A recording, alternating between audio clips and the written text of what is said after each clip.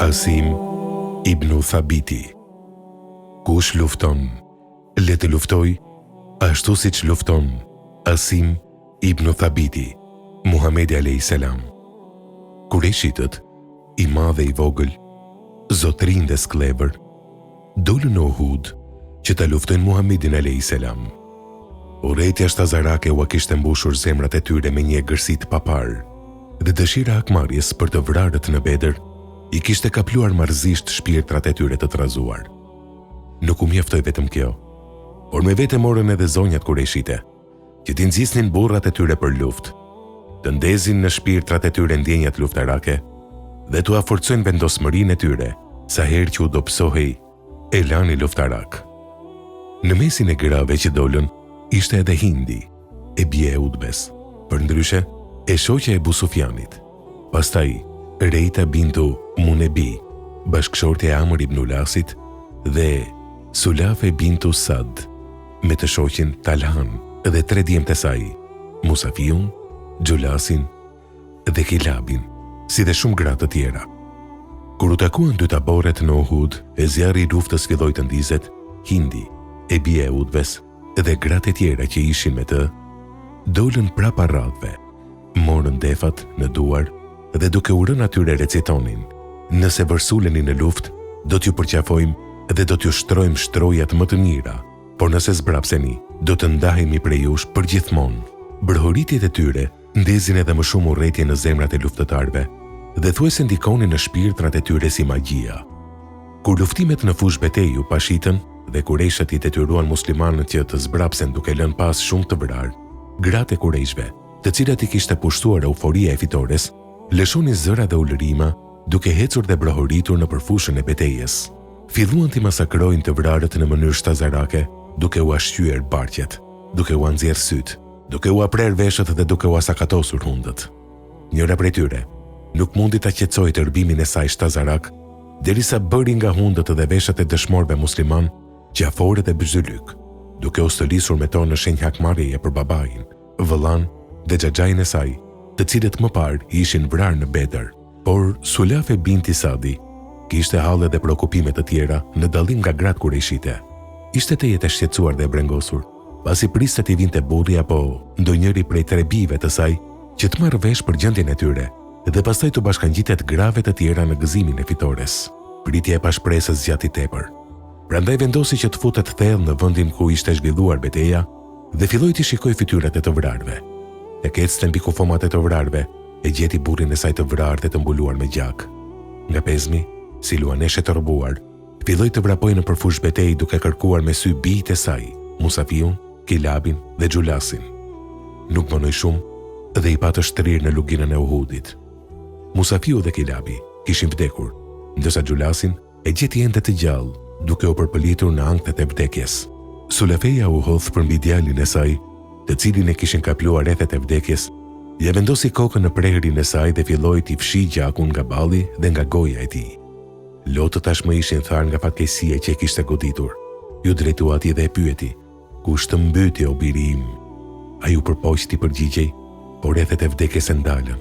Megjithatë, ajo ishte këmbgulse në pyetjen e saj, kështu që Gjulasi me një gjysmë zëri i mekur tha ngadalë: "Më vrau Asim bin Thabiti, e vrau edhe vëllain tim, Musafiun." Dhe pastaj lëshoi frymën e tij të fundit. Sulafeja u tërbua nga kjo skendë qetëse. Filloi të vajtoi dhe të bërtas duke u betuar në Latin dhe Uzan se pezmin e saj nuk do të ndalin as lotët as dhimbja, derisa kureshët të mos e marrin hakun nga Asim bin Thabiti dhe t'ia japin asaj kafkën e tij që të pijë verë në të.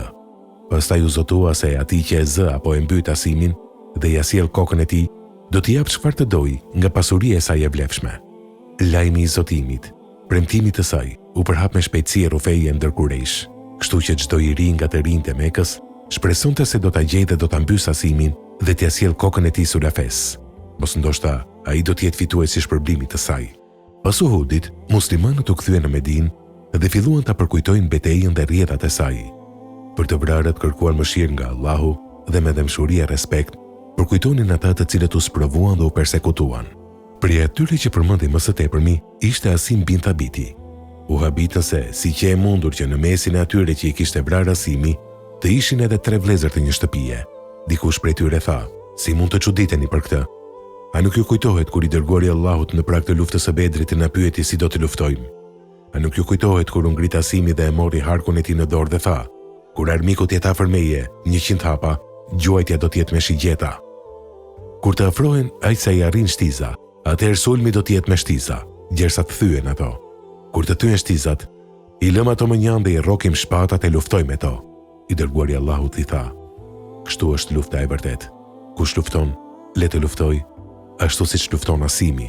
Nuk kaloi shumë kohë nga lufta e Uhudit dhe i dërguari Allahut, paqja dhe shpëtimi qofshin mbi të, i ngarkoi 6 nga shokët e tij të ndershëm me një detyrë të rëndësishme. Asimin e caktoi udhëheqjes të tyre. Grupi i zgjedhur u nis për kryerjen e asaj që i urdhroi dërguari Allahut. Derisa ata ishin në rrugë, jo larg Mekës, u diktuan nga një grup prej fisit Hudhejl dhe shpejt u rrethuan prej tyre. Asimi dhe ata që ishin me të rrokën shpatat e tyre dhe synuan luftimet e atyre që i rrethuan. Hudhejlët u thanë, ju nuk keni forcë që të na kundërvijeni, nëse dorëzoheni për Zotin, nuk do t'ju bëjmë ndonjë të keqe. Besa e Zotit qoftë mes nesh dhe jush, se nuk do t'ju dëmtojmë. Shokët e të dërguarit Allahut shikuan njëri tjetrin, sikur donin të këshilloheshin se si të veprojnë. Asimi ju drejtua shokëve të tij dhe u tha, unë i gjallë nuk bie në dorë të mushërikut, i dhujtarit. Pastaj ju kujtua zotimi i Sulafes për të dhe me shpejtësi nxori shpatën nga klëfi duke thënë, o Zoti i madhëruar, unë po luftoj për ta mbrojtur dhe lartësuar fen tënde. Prandaj të lutem, mbroje mishin dhe ashtin e trupit tim, dhe mos lejo që trupi im të bjerë në duart të armikut. Pas këtyre fjalëve, u vërsul mbi Hudhejlasit, e më pas ti edhe 2 prej shokëve të tij. Ata vazhduan të luftojnë me një heroizëm të papar, derisa u vranë njëri pas tjetrit. Shokët e tjerë ju dorëzuan armikut, por nuk shkoi shumë dhe u tradhtuan prej tyre me tradhtin më të keqe. Në fillim, Hudhejlasit nuk e dinin se njëri prej të vrarve ishte Asimi. Kur morën vesh për këtë u gëzuan pa mazë dhe filluan të mburren dhe të krenohen për atë që kishin bërë. Kjo nuk ishte për të çuditur. A nuk ishte Sulafeja, ajo që premtoi se nëse i bie në dorë Asimi, do të pi verë nga kafka e tij? A nuk ishte ajo që premtoi se atij që e sjell Asimin, të gjallë apo të vdekur, do t'i jap çka të dojë nga pasuria? Nuk kaluan shumë orë nga vrasja e Asimit, dhe Kurejshitët morën vesh për këtë gjë, nga se Hudhejlasit banonin afër Mekës. Paria Kurejshite dërgoi një emisar të tyre te vrasësi i Asimit, që t'ua jepnin kokën e tij në mënyrë që sadopak ta shuanin pezmin e Sulafes, bijës së Sadit, ta përmbushnin betimin e saj dhe t'ia zbusnin sadopak pikëdhimin e saj për 3 djemt, të cilët ja kishte vrarë vetë Asimi me dorën e tij. Hudhejlasit u nisën drejt trupit të Asim bin Tabitit, me qëllim që t'ia ndanin kokën nga trupi. Por u befasuan nga tufat e shumta të bletëve dhe të anzave, që ja kishin mbuluar trupin dhe e kishin rrethuar nga çdo anë. Sa herë që ata donin t'i afroheshin kufomës së tij, bletët dhe anzat i sulmonin në fytyrë, u athumbonin syt, ballin dhe çdo pjesë të trupit të tyre, duke mos i lënë fare të afroheshin. Pas shumë orvatjeve, nuk arritën deri te trupi i tij dhe gati e humbën shpresën. Atëherë disa prej tyre thanë, lëreni derisa të errësohet, nga se kur të bjerë terri, insektet do të largohen e pastaj mund ta merrni kokën e Asimit. Ulën jo fort të larg dhe prisnin. Mirë po ende pa kaluar mirë dita dhe para se të binte muzgu, qielli u mbuluaj tëri me re të zeza dhe të dendura. Vetëtoi dhe bubulloi, dhe ra një shi të cilin banorët e asajane nuk e kishin përjetuar kurrë më parë. Shumë shpejt u vërshuan lugjet dhe u mbushën përrojet, vendi u përmbyt me një vërshim të papar. Kur agoi, Hudhejlasit filluan ta kërkonin trupin e Asimit në çdo vend, por kot nuk i gjetën asnjë gjurmë. Uji i madh kishte çuar kufomën e tij shumë larg, atje ku nuk mund ta gjenin kurrë.